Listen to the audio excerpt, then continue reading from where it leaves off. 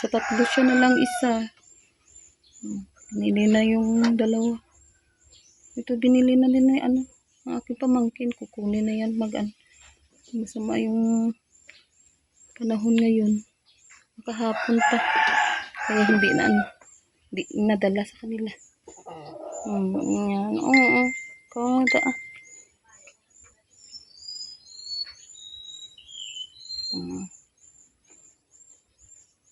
Okay, wow.